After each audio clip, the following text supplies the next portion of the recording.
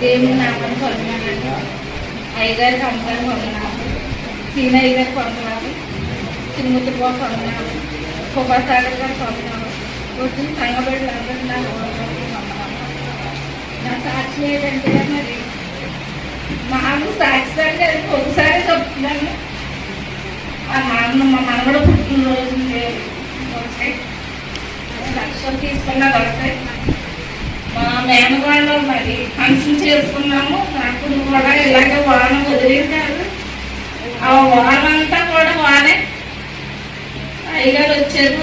మా మనలో మరి ప్రార్థనలో పెట్టాడు. బాబు మరి ఫంక్షన్ చేసుకుని అనుకుంటున్నాం. వాన గంట రాకుండా ఉండేలాగా లేదు, ప్రార్థన చేయండి అని అడిగింది.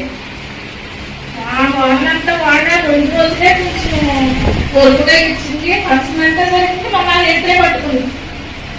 ఇంకా పెద్ద ఒకే నుంచి వానే. అది కూడా మా పట్టు మరి దేవుడు కార్యం చేశాడు.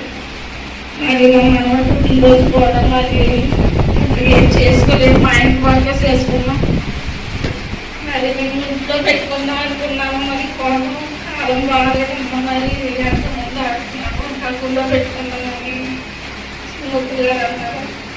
ఒక దేవుడు శక్తి నెరవేర్చాలన్నా మరి సాక్షి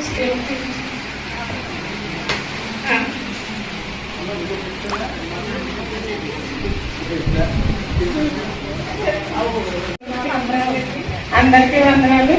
పాస్టర్ గారికి, పాస్టర్ గారికి కూడా వందనాలు.